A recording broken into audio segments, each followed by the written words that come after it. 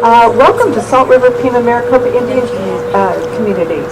Some of you I know are here for the first time on campus. Some of you may or may not know, because you drove in when it was dark, that we are sitting on Salt River land. We are here as their guests. We are the only public institution, two-year institution of higher ed that is located on tribal land.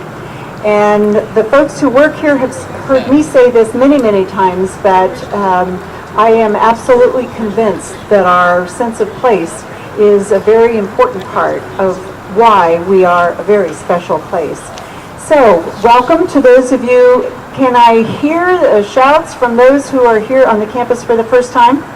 Yeah, all right. We have a couple of people. Very nice to have you here. So, now that you know where we are, you can come back and join us in the daylight hours and enjoy even more of what is very special about our place.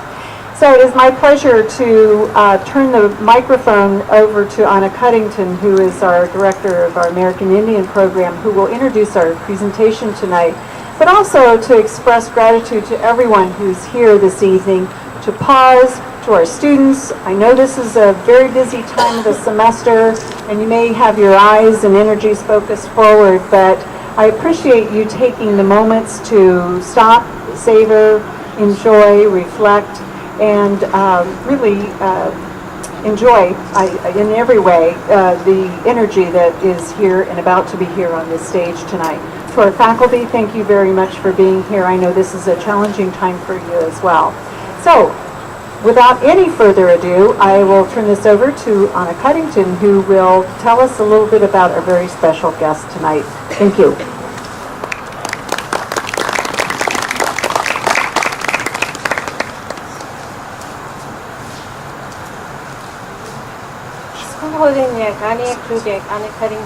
Good evening. My name is Anna Cuddington, and I'm the director of the American Indian program here at Scottsdale Community College. As I know most of you is your first time here at SCC. SCC has celebrated Native American Heritage Month since 2004. We started our first activities. We do them throughout the month. We work a lot, as Dr. Gaylor said, with Salt River Pima Maricopa Indian community. We have presenters come out. So we're very excited to have you guys here today. Basically, what started as in the 20th century, in around 1915, the Native American communities were celebrating Native American Heritage Month. Of course, it wasn't called that back then, but they celebrated their community.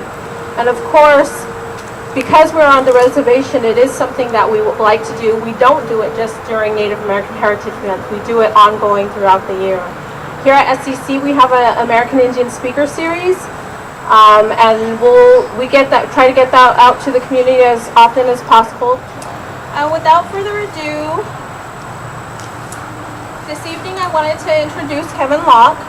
He's known throughout the world as the preeminent player of the indigenous Northern Plains flute, as well as an inspiring hoop dancer, traditional storyteller, cultural ambassador, and educator.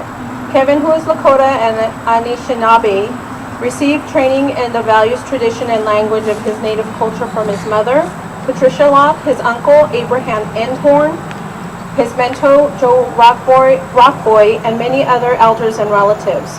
His belief in the unity of humankind is expressed dramatically in the traditional hoop dance, which illustrates the roles and responsibilities that all human beings have within the hoop of life.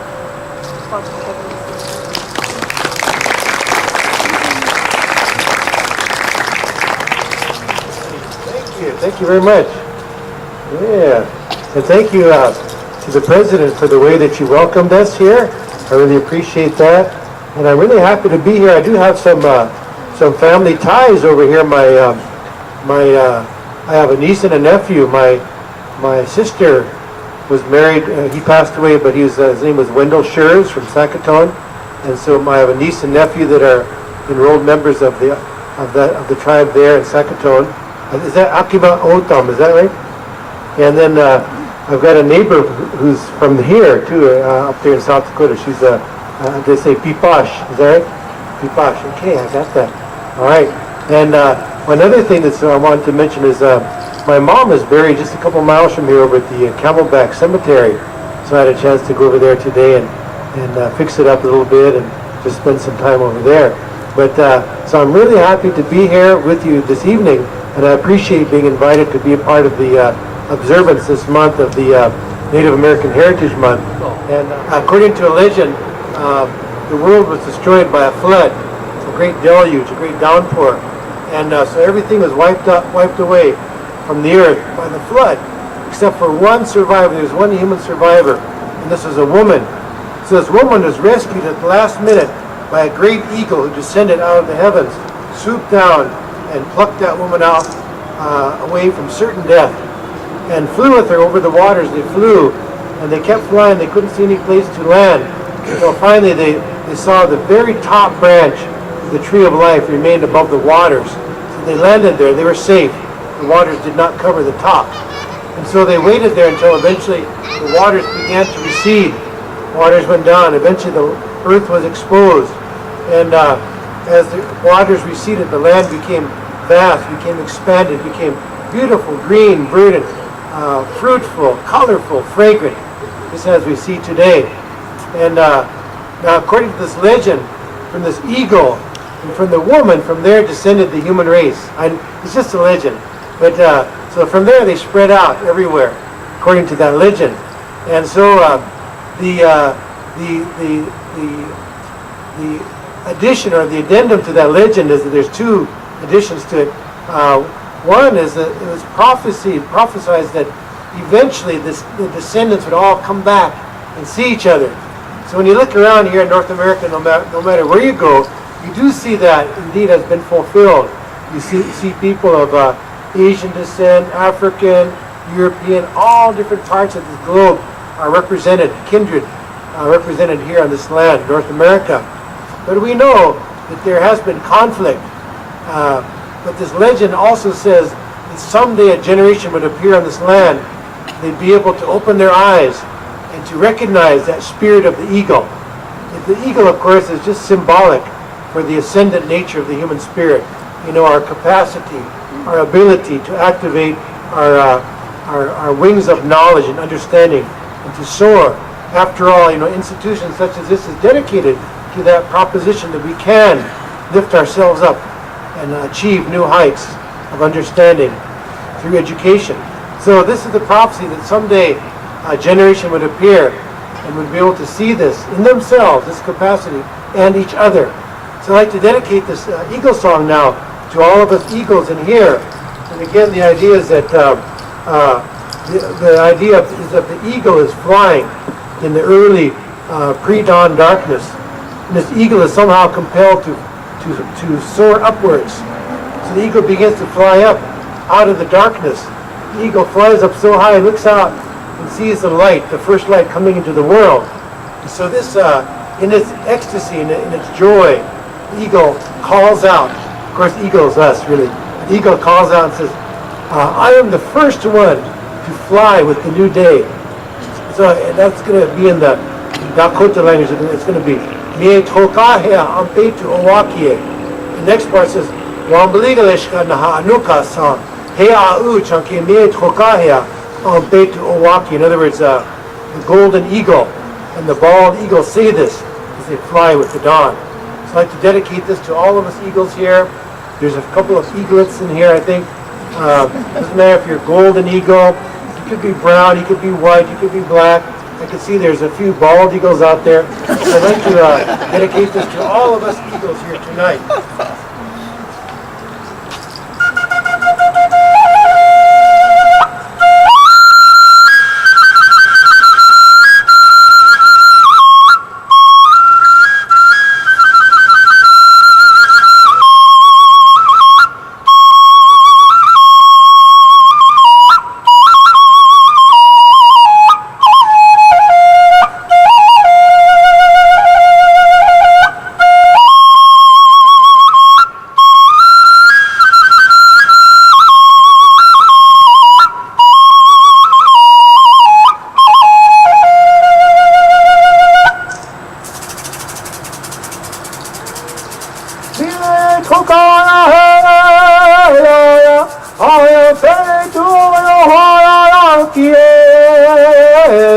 I yo kaya sawa, hey ya u we ro yo, ay ro yo, bi ye ko kaya ya, ay pe tu, o yo wa ki ye.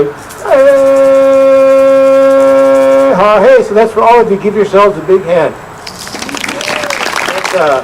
Again, just to celebrate this whole idea of our innate nobility, and dedicate it to all of you here. And that song is in our local language, and I know here in Arizona, the tribal heritage is very rich, and I think you have concentrations here in this area of some of the strongest language, native language, indigenous language communities are here in this in the state of Arizona. And I was just over in Peach Springs area, kind of a little ways east of Kingman, Arizona. And my sister is married to Wallapai. He's on the tribal council over there. We went to the Grand Canyon also, but he was telling about the linguistic affiliation. He speaks Wallapai language, and it's really so fascinating. Like every mountain, every creek, every stream bed, every feature of the land, of the topography, he's got a story. So it's so fascinating to hear him explain that, the connection with the different families, different clans, and of course the history behind every part of that land there. And so he was saying that really all the different peoples here in this region, they have the same identical relationship with their land and with their language as well. And so I guess it's the same all over North America, no matter where you go. And I know this year also there's special attention being paid. I know, I think it's this week, actually, maybe today or tomorrow, one of the days this week, they invited representatives of all these different families of code talkers. Has anybody ever heard of code talkers?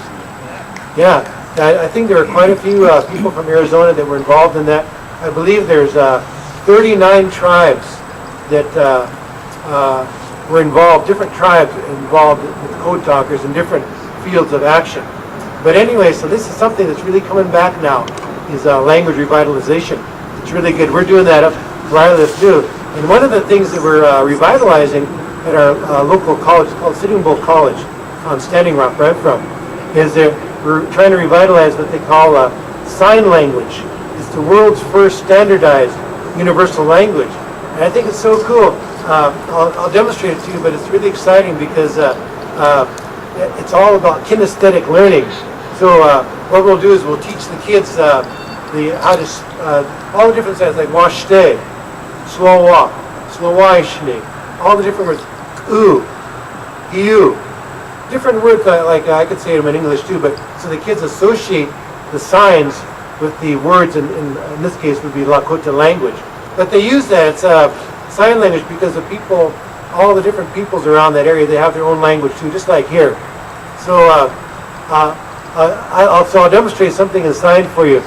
Before I do, I'll give an example of how diverse languages are just around the local area. I'll say one word, simple word in some of the local languages. So I'll say the word for coffee. So if you go to Fort Berthold, they have 3 tribes there. They've got, in Mandan, the word for coffee, they say wadahu is coffee. In Hiraza, they say midishibisha is coffee. In Arikara, they say skatit is coffee.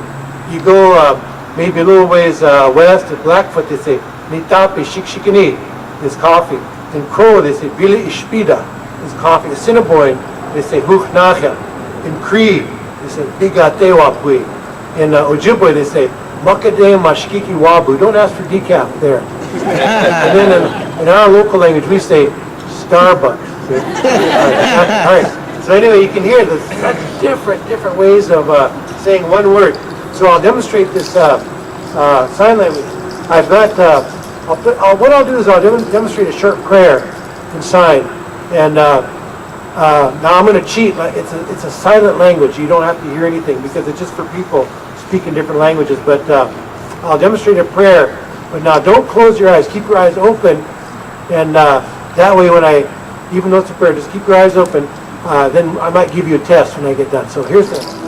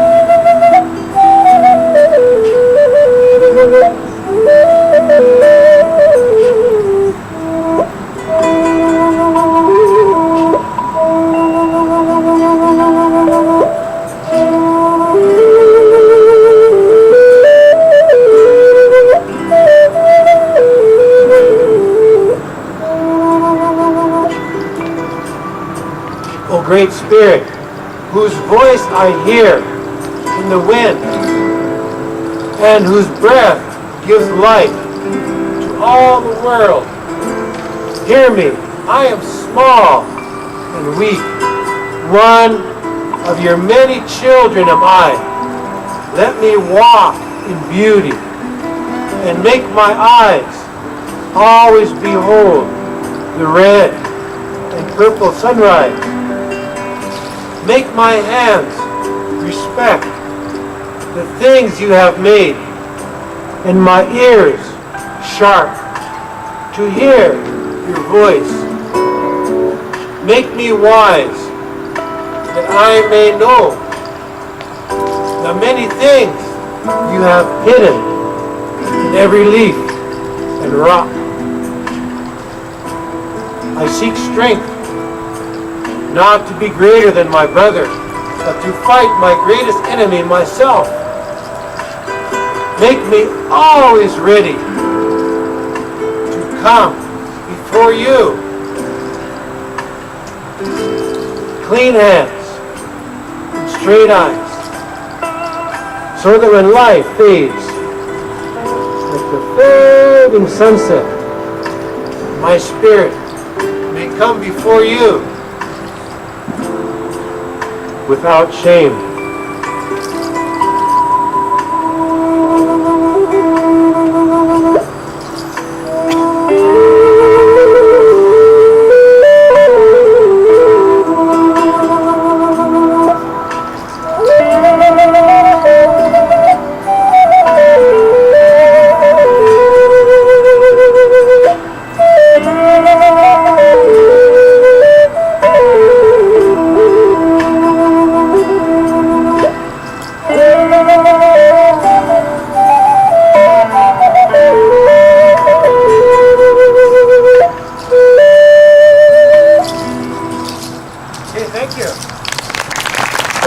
Did everybody see the sign? See the sign there? You ready for the test? I'll say the word in English and you make the sign. So everybody show me the sign for voice. How do you do voice? Very good voice. It could be like talk or speak or say anything, any synonym like that. And you could use your left hand or you could use your right. Doesn't matter. That's what you call bilingualism. I know that's really big in Arizona, right? I know that. What's the sign for to hear? How do you do to hear? Very good, to hear. Again, you could use the other hand. How about to see or behold or look? Very good. Okay, you guys are doing good. The sign for walk now. How do you do walk? Okay, good, walk. What's the sign we did for leaf? Leaf. Remember the leaf? Yeah, like that. Oh, you guys are doing good. How about the sign for rock? Rock on. All right, that's it. That's good. And what's the sign? You guys are doing good. Okay, what's the sign for wind? The wind. The wind. Okay, good. Of course, you can't see the wind, but you can see the effect over the water, treetops, or like that. So I don't think I can stump you, but let's do a couple bonus, like extra credit, okay? We'll do those. What we'll do, we'll do these together, and then we'll do them together, and you figure out what it is. Okay, start with this one here, everybody. Put your hands up like this. Now just move your fingers, bring it down. What's that? Rain, that's right. Very good, rain. And the kids, they always ask me, Mr. Locke, are you going to do a rain dance? And then, I think they might have that down here in Arizona. I'm not too sure, but over there, we don't have rain dance or anything like that. But, well, she's from Mobridge, but on the west side of the river, like where I live, it's all tribal members there. And on the other side, like the Mobridge side, you go along there, like there's Baudel, Harriet, there's Hosmer, there's Strasbourg. Those are all Germans there, all German people in there. And has anybody ever heard of Lawrence Welk? Have you heard it? Yeah, he's very famous. He's from a little town just across the river from my place.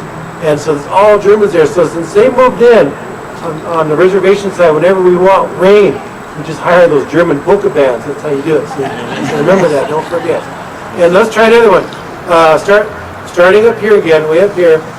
And this one starts out as rain, and it comes down a little ways. It's a cold zone. Turns to ice. Comes down really fast.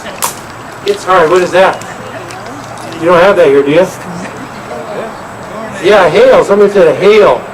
I don't know if you have this kind of weather here, but let's try another one. This one starts up here again, everybody. This is just nice and soft. That's snow. Very good. Snow. Try this one. Just your pointer finger, index finger. It's real quick zigzag coming down. What's that? Lightning. Very good. We'll try one more now. We'll do this on the count of 3. And what we'll do on the count of 3, we'll make the same sign for lightning. At the bottom, we'll clap once.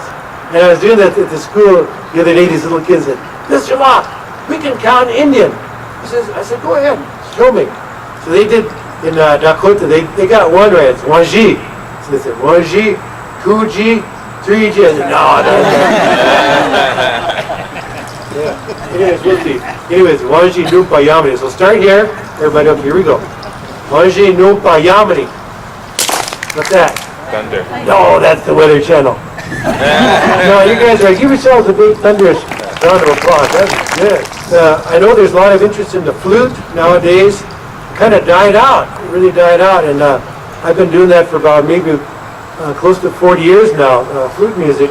And when I got inspired by this man, he was born in the 1870s. He lived to be over 100 years of age, and he was like the main guy up in that area that kept that tradition going. And when they play these songs, they're not powwow songs, they're not round dance, but they're kind of like Valentine songs.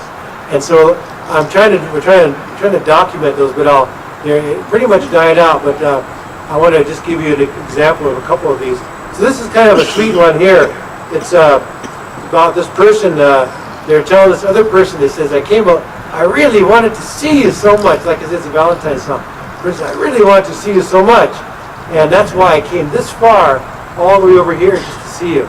And there's more words, but that's the gist of it. So anyway, I'll try and play this tune, and they all originate from a vocal composition. So then I'll try and sing it and then play it again.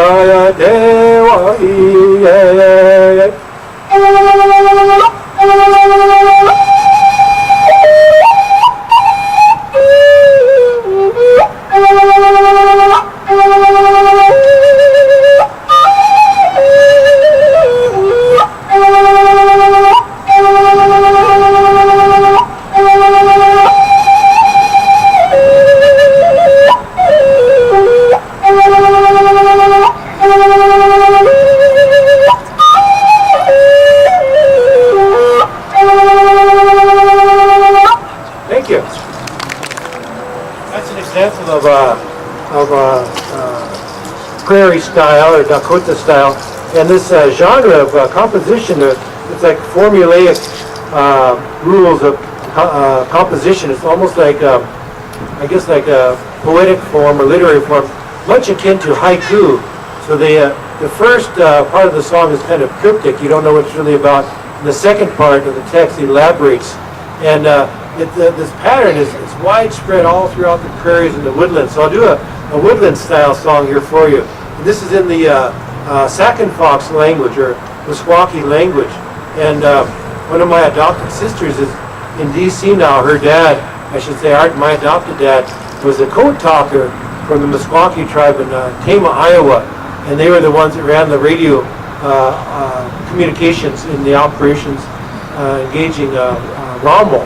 Not even heard of Rommel. They call him the Desert Fox, and that was around in Tunisia and Algeria, North Africa. anyway, so he just passed away a few years ago. He was the last of the Meskwaki code talkers. Anyways, this is in their language. So again, it's the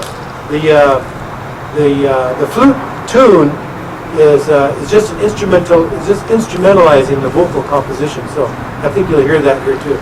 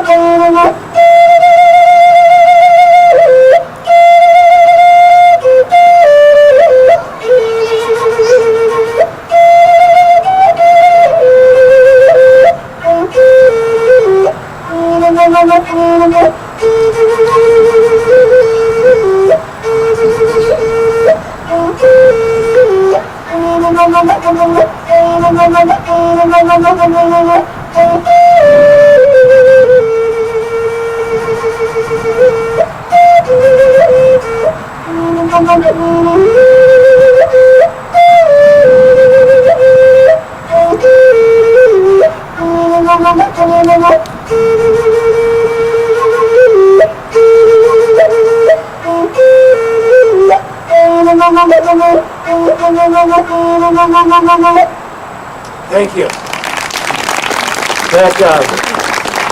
I'll translate that. I don't speak that language, but I just try to do my best to say those words in Meskwaki language.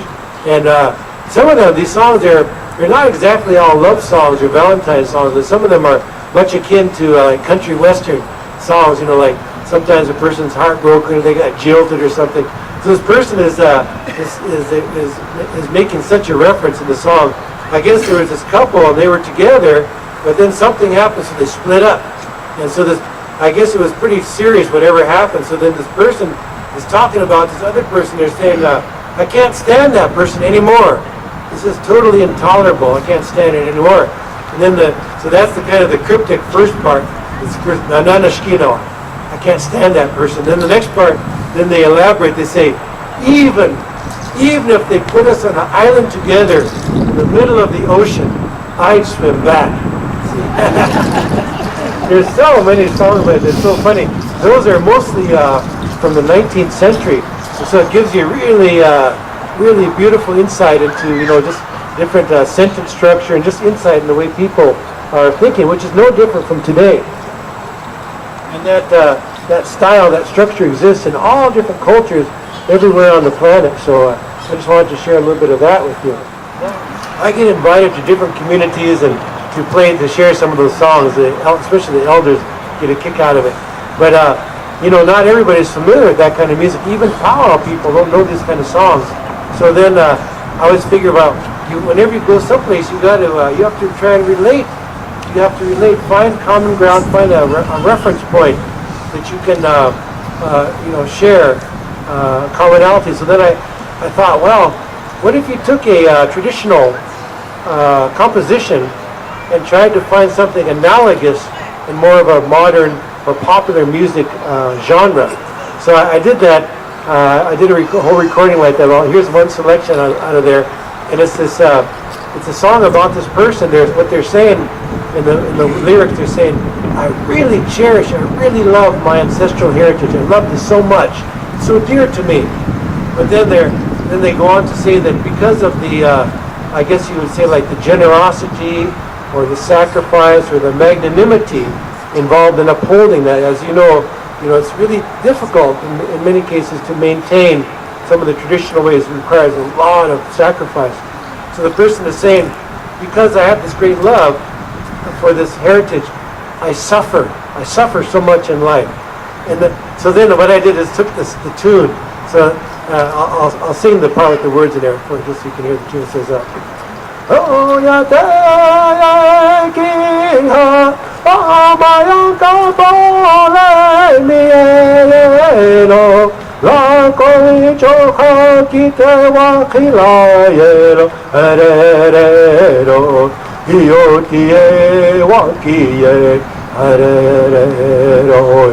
So just that tune, I'll play that on the flute, and then you're going to hear this arrangement to kind of match that sentiment of the modern. So here we go.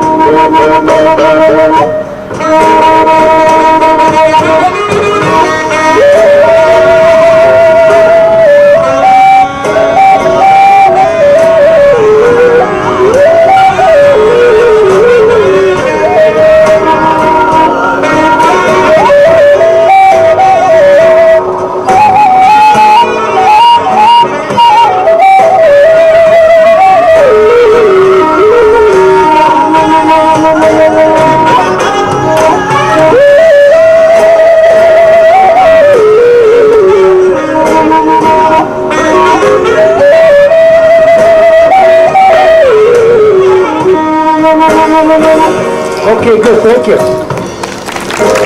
So that's kind of, I want to share a little bit of that, the music with you. And again, that's just part of the, one of the, like I said, literary forms.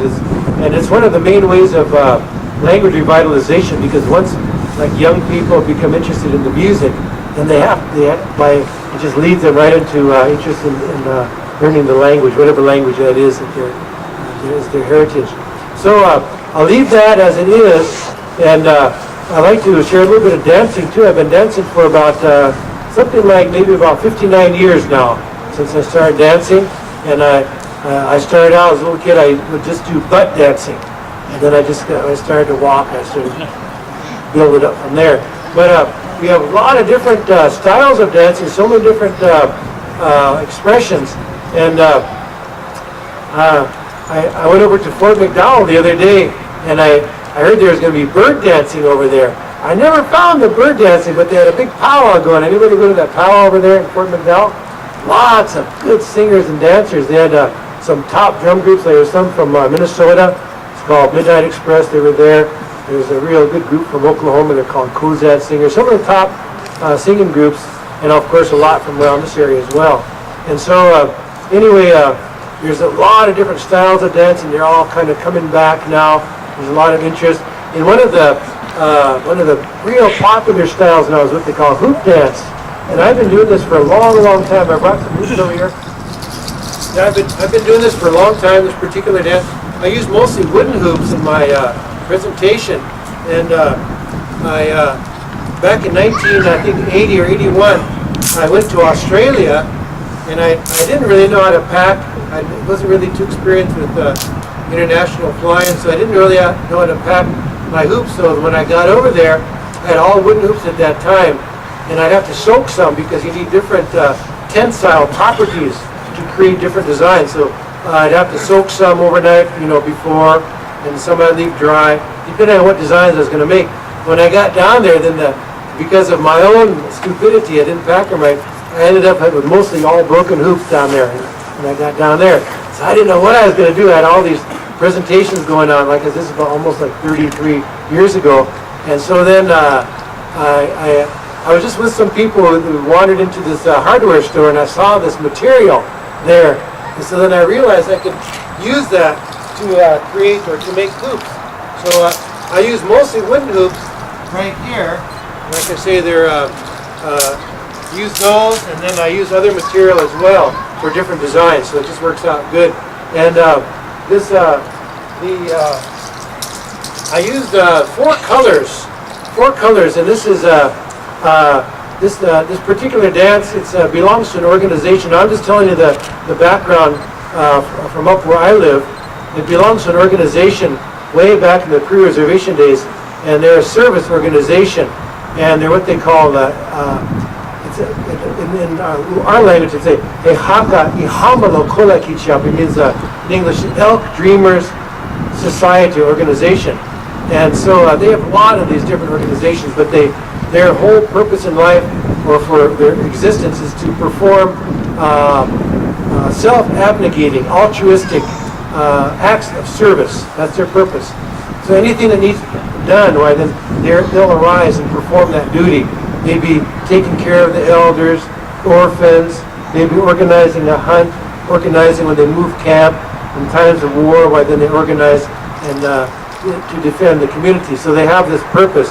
And now they think they consider it such an honor, privilege to be of service, that they periodically throughout the year, then they put on feasts.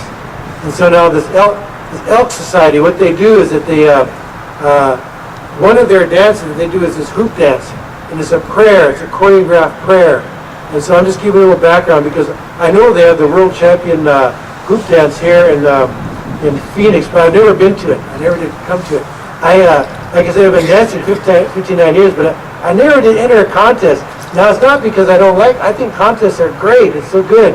But I know it's just not good for me, because I know if I got into there, I'd be thinking, I'm better than that guy. Or I'm better than that guy. Or I'd be just thinking, what does that judge think about me? Then you'd kill it for me, because I just have a good time. I like to enjoy myself. So I just know myself that well. But anyway, so then this particular, I'm just giving you a little background. I don't know if they do that at that championship here in Phoenix, but so this is the history behind it. So for this, the way they do this, it's a prayer. They're actually, it's a choreographed prayer that they do through dance.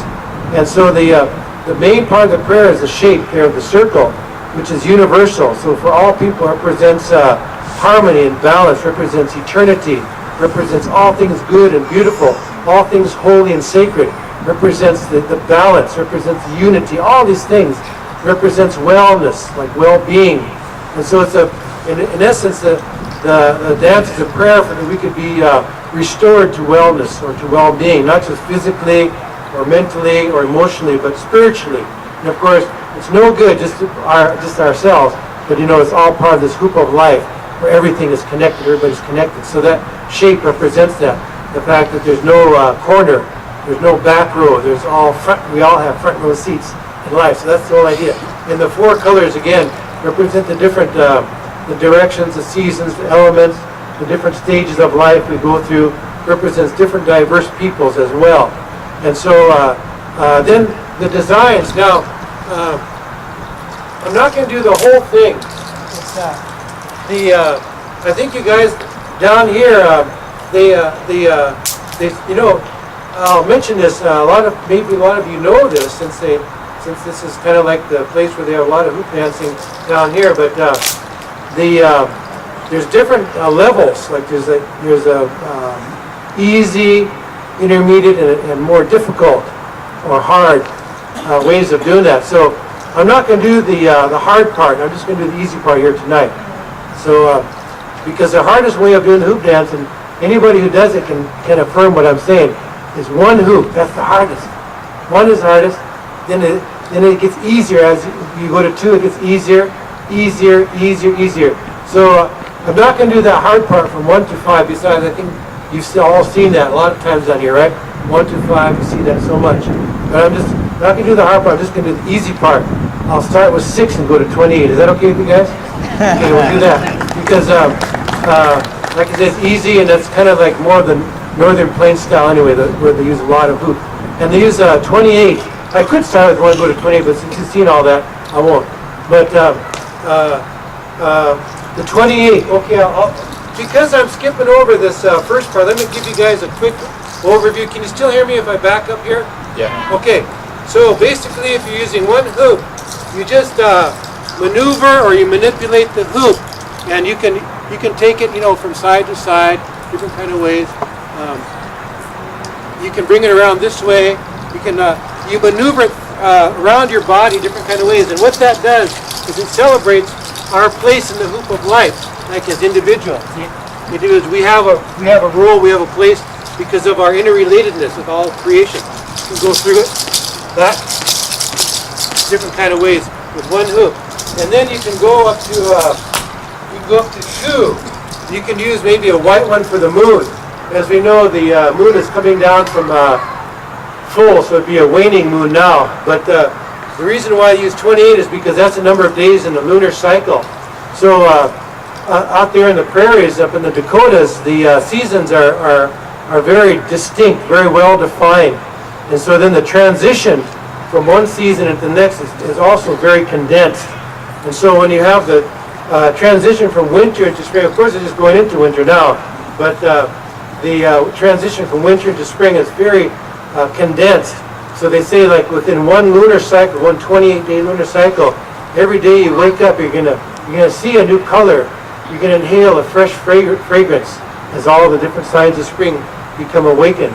Every day you wake up, you're gonna hear a new sound as insects, amphibians, everything begins to stir.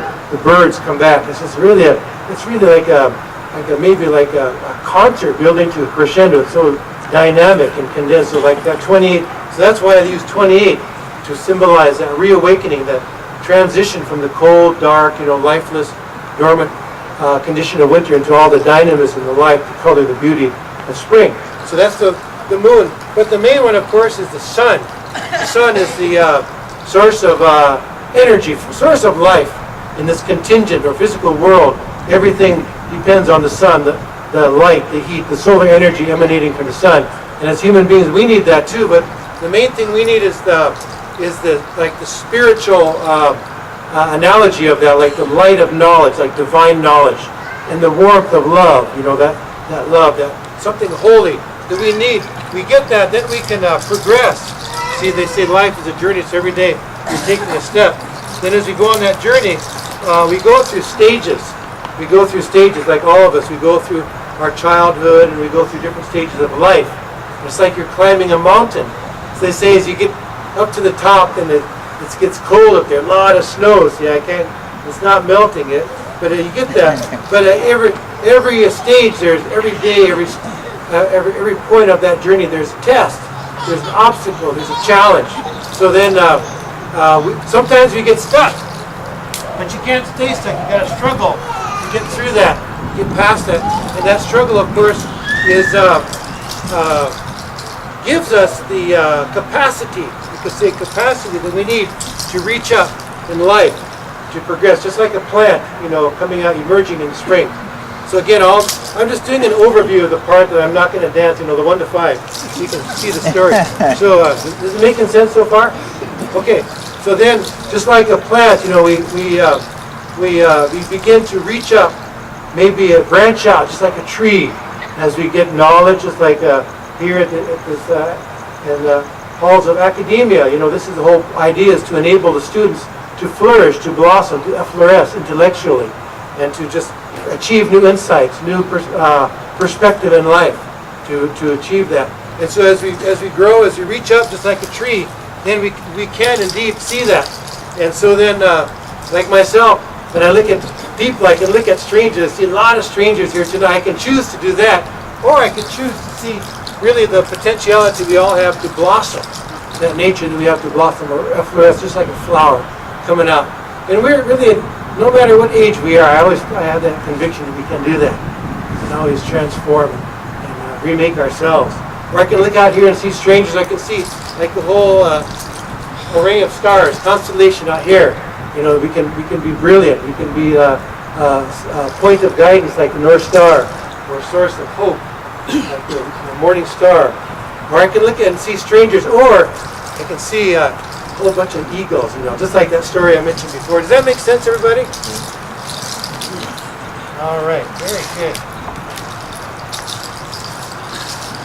Okay, so we're going to do this, like I say, start out with these six here, and we'll start going up. We'll start getting up to 28, and as I go through these designs, you'll see pretty much like a replay, or some of the same themes emerging, but you know, just be an added dimension of complexity. Well, I just add more hoops. So you see that, and the whole idea is that just like as diverse peoples, because in Dakota language, when you say, or you're talking about socio-political groupings of people, they say, Wayate Tachangalishka, the hoop of the people, representing like different types of people. So when you see that, you can applaud, not me, but yourselves, you know, because it's just like spring unfolding. You and I, through our working together, through unity, we can bring this world to life. Springtime that autumn never overtakes. Okay, I think we're good to go. Oh yeah, the main thing, I brought some hoops over here. And so this is not entertainment, but the entertainment part's coming up next. We're gonna get we'll get volunteers from the audience here. I know there's a bunch of them right in here. There's some right over in here, right there. Oh, bunch. Let's get at least 15. We'll get at least 15 volunteers in about 10 minutes. Okay, you guys ready? So get ready. Get yourselves stacked up. So in 10 minutes, we'll get you guys up here, and we'll do some group activity here. So here we go.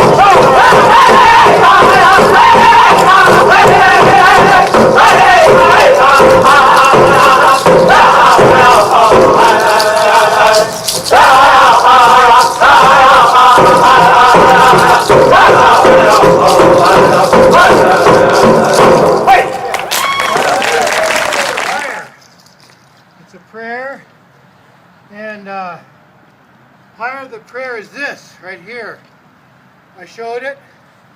It's a design of the world. It's also, you can see that. It's also my crystal ball, see? You can look in the future, and the future is right here. It's right now. It's all of us working together. Doesn't matter what color you are, what kind of eagle you are, we all have a place in that beautiful design. And nobody can be left out. Because as we know, if anybody's excluded, what happens? I'll show you. It doesn't matter which one is excluded. Like I would say, November is supposed to be Native American Heritage Month, right? And what's February? Is that Black History Month? Yeah. So doesn't that mean if it's not November or February, then we just forget all about people of African descent and indigenous people, right? No. We're all part of one whole, part of one beautiful design. So nobody can be left out. What happens if you leave anybody out? I think you figured it out. Doesn't matter which one you leave out. Sometimes these guys get stubborn, but it's okay. But so then the idea is to work together to create patterns of unity.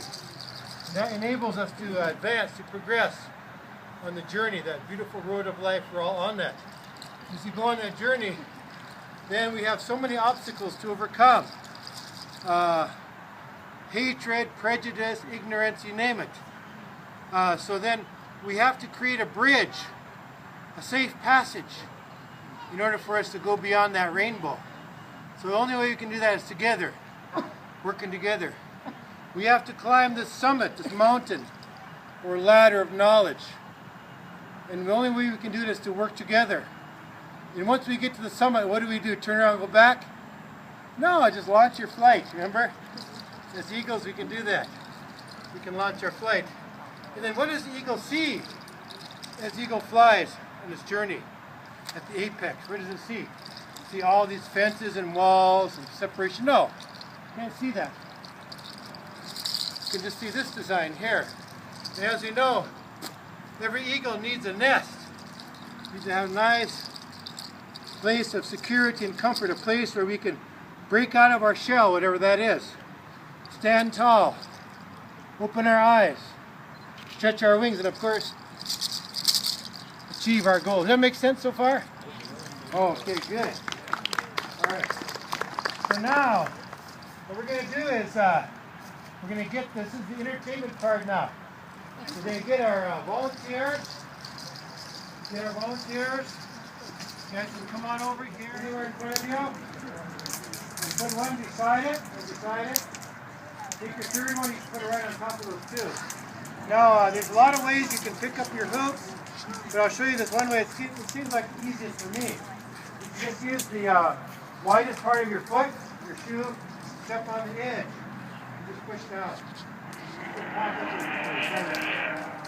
Yeah, step on the top of the hoop. Yeah, there you go, like that. Just reach down and grab that. Now, take that hoop in your hand, right in the palm of your hand like that. Okay? Put your thumb on top like that. And just push off with your thumb so you can spin it around a little bit like that. You guys go up to the front here. Come on up with it. You have to be so far back. Got it? This way you have more control. If you have it on your hand, then you can reverse it. So you can reverse it. You can reverse it, reverse it, reverse it, reverse it. This is where you go back and forth from hand to hand. See? And then we're going like this now. Just go ahead and stop it and hold it up like this now. Then come down to one side, other side, back and forth. Back and forth. Put your finger in. If you're too close, just kind of step up with your thumb before I move up here. There we go. Now watch this. We're going to slow this down, slow it down, slow it down, slow it down, and freeze it right up here. We're going to bring it down, slide it under your foot like this, and behind your knee like this. See? Now we're going to bring your knee up towards your chin. There you go. Yeah? That's good. Okay. Now it's between your feet. Between your feet, these guys are going to compete at the herd this year. Yeah, you guys can. Now, put one foot in like this, put the other one over. See this locked in place? You can balance like that. This is called walking the hoop. You can walk it. You can jog, you can sprint. However you want to do it.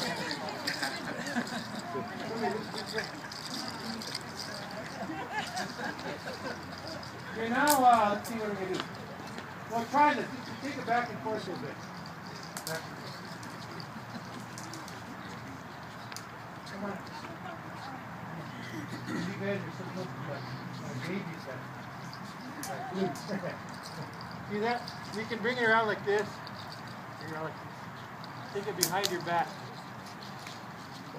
Okay, now let's try another one here. Go ahead and step inside those two right there. Step in one foot each of those there. Now this hoop is coming down. Let it come all the way down.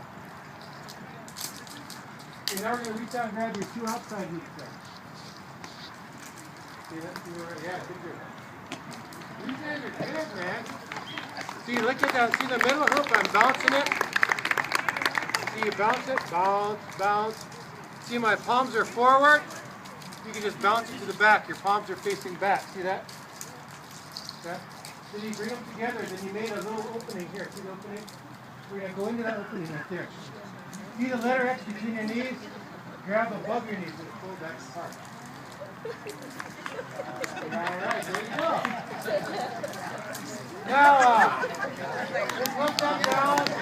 You're doing good. This might be a little bigger one for you. Now, we're going to step in the middle spot right there. See that middle spot there? Middle spot. Good amount of this. Yeah, that one right there. Now reach down the side and grab them right there.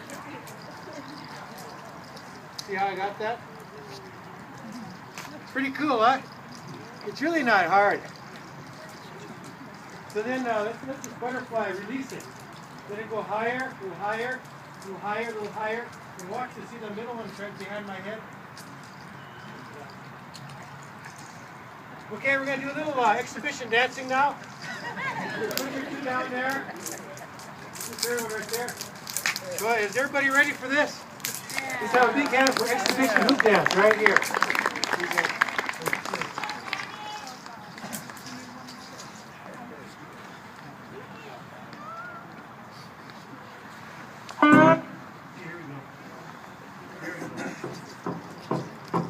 So you guys all know how to powwow dance, right? A little bit? We'll do a little powwow 101. Just tap your foot like that. All the rhythm really generates the voice. And the trumpet just follows the voice. Just sit back. Straight beat. Try to hit it. You and the others can do some butt dancing if you want. Now try both. Try jogging with it. I see a lot of joggers around. Phoenix is pretty cool. People are really in shape.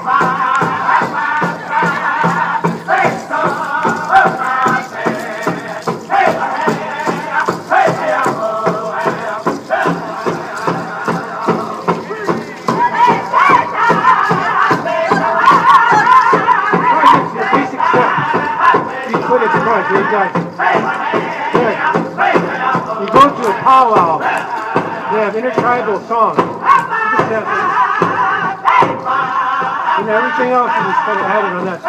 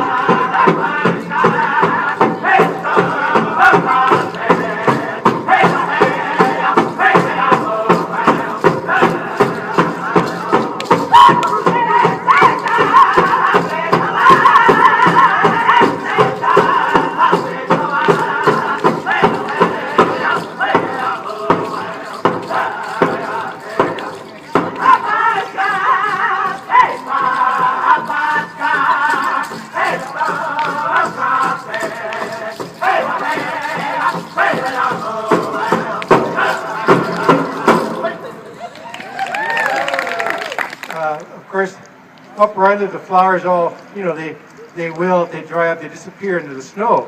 But as ourselves, we can bloom all the time, 24/7. We made designs of birds and butterflies. Now I know here it's different, but up there, they migrate away. We don't see or hear anything like that. So this reminds us that every day we can soar and we can sing more sweetly. We made designs of stars, and they're brilliant down here. Beautiful desert sky, but the stars I like to see are the ones that shine 24/7 right out here. So give yourselves another big hand. I'll turn it over to Anna. All right. Thanks again for having me come out.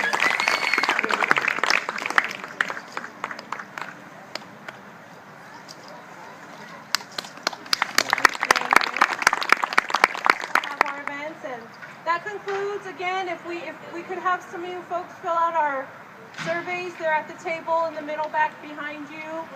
We'd really appreciate it. So thank you, and thank you for, I know some of you guys brought your classes, so thank you for that. And then we know that he did a presentation with the Baha'i Community Center last Friday, so we know we had a large group coming from there too, so we appreciate you guys coming this evening. Thank you. Kevin is an iconic individual. He is known for many, many things that he does for the people, for the world. He's an internationally known flute player, and he's also a cultural ambassador for the entire world. So I'm very grateful that he has taken his time to respond to a few questions. We want to learn more about him. I'm going to first of all ask, what is the term that he gives to the flute that he plays? Well, I call these flutes shiotranka. Shiotranka. And it's the word in the Lakota language that refers to any kind of a wind instrument. So a flute and also a whistle would be shiotranka. And the reason why I say this is because I think this word actually connects the two. Because as far as I know, the whistle, especially a bird bone whistle, is one of the oldest wind instruments known to mankind. I think it survives in the archaeological record. And so this is the original shiotranka, is a bird bone whistle. And if you look at the construction of a traditional flute, or like I say, shiotranka also, then you can see that the spatial relationship where the airs come in, the air comes in other words, the air chamber, the fipple, or the bird, and then the sound chamber, the proportions are about exactly the same as one of these bird bone whistles. So that's why these two in the Lakota system of classification, that's why they are called the same, because they're so closely related. And so one of the little songs that I always like to teach the little kids, I'll do this one here. It's a song about this little bird that likes to dance on a beautiful day in the spring. It's actually a prairie chicken. So this little prairie chicken is a timid little prairie chicken because they get out there in large groups, So this little prairie chicken is talking. He's saying, I want to dance. I want to dance. Then at the end he says, it's like he's saying he can't hold himself back anymore. He has to just get out and get involved. So then I always tell the little kids, that we're all like this. We're shy, and sometimes we don't feel like we can do it. But then we just have to involve ourselves and participate in all the great things that we can do in life. So it's a children's song anyway. It goes like this.